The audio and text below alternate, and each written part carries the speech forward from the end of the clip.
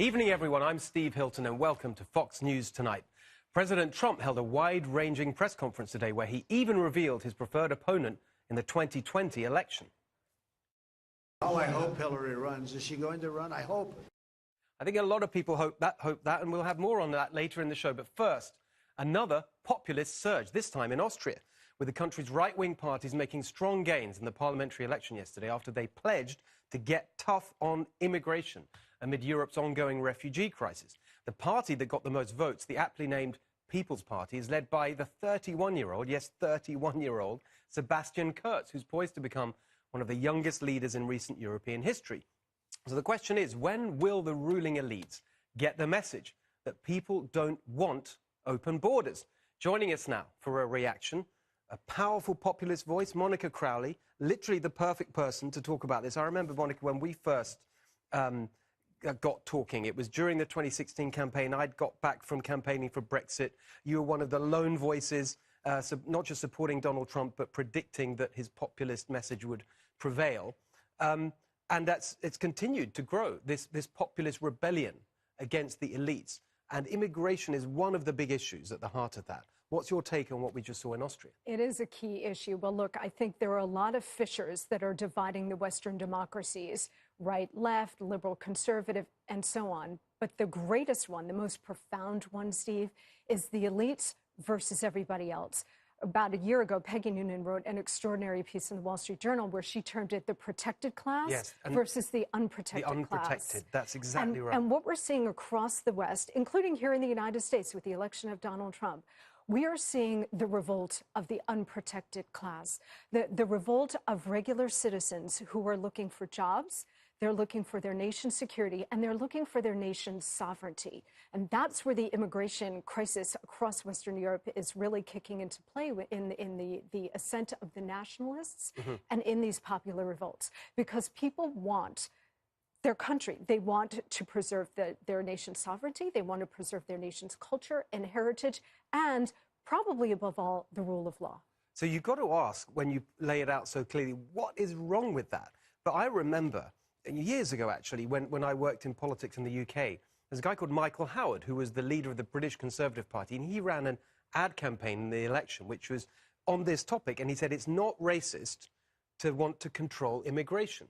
But the elites keep coming back to all of the very sensible things that you say and brand it as racist. And I'm sure that's what's going to happen to this guy in Austria. Well, of course, but he's also 31 and he seems rather fearless, as the leaders of Brexit, yourself included, were to try to counter the leftist message, but also the message of the globalists and the elites who do not want any part of these policies. Keep in mind, too, Steve, that the ruling class controls the media in all of these Western countries, and still the people are rising up in enough numbers to say, no, we're rejecting this message. We want to restore our countries back to their foundational principles, whether it's in Austria or the UK or the United States. And the other thing you see about this that I think is really important is that the elites who preach this ideology, especially on open borders, they're not actually affected by it.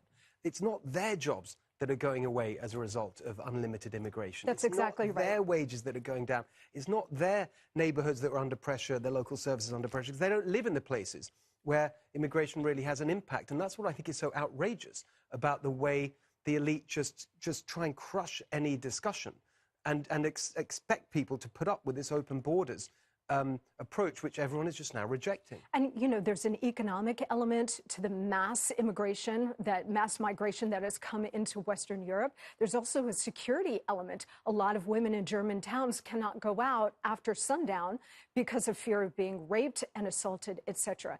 In Austria, where we just saw this latest election, over 70,000 migrants have come into that country in the last year, 2 years or so, mostly Muslims.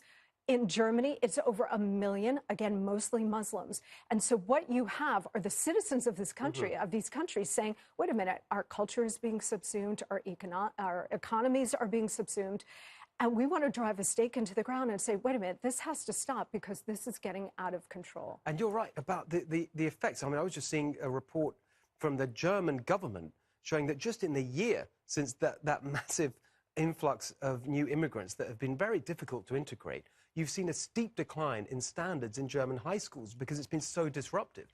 But I just want to bring it back to America for a second and just see how this populist rebellion plays into our politics here and looking ahead to next year and even 2020. Of course, the election of Donald Trump was the ultimate expression of the populist revolution. But what do you make of this battle that seems to be going on within the Republican Party? Steve Bannon taking on the establishment, Mitch McConnell being his main target. How's that all going to play out? Well, Donald Trump loves a foil. So now he's got multiple foils because, of course, he's got the mainstream press, but he's got the Democratic Party and the Democratic leadership. He's got the far left. And, of course, he's got the Republican establishment, on top of which Mitch McConnell sits. So Mitch McConnell and, to some extent, Paul Ryan in the House are perfect foils for Donald Trump. I would argue that in the United States today, we actually have a three-party situation. We've got Democrats, Republicans, and then we have Donald Trump. What is happening now in the Republican Party, the reason that Donald Trump became the nominee and was ultimately elected, is that he was able to maximize and exploit these extraordinary cross currents happening in the United States, as well as across the West.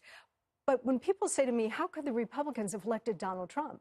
I said, Republicans didn't elect Donald Trump. Disaffected Democrats in about the 10 key swing states helped to elect Donald Trump. So he is now presiding over a massive historic realignment. I think that's right. And we haven't quite gotten a handle on it I yet, know. Steve. I mean, I heard Newt Gingrich, who I think the world of. I think he's so smart on so many things. I heard him earlier today saying that what Bannon's doing is completely stupid because all you need to do is elect a few more Republicans and you could pass the president's agenda. But the Republicans we've got, if it's the same old Republicans, why should we believe that it's going to be any better than the ones we have there at the moment? Well, remember that Donald Trump crushed 16 professional Republicans, some of whom had over $100 million. Donald Trump's whole message was, I am here to smash the existing order. That includes the Republican establishment as well. And nobody quite has a handle on how this is going to play out, maybe including Donald Trump. Yes. But he is riding the tiger that we're seeing happening across the West. I think that's exactly right, and there's a lot more to come on this, and we're going to be discussing it coming up because President Trump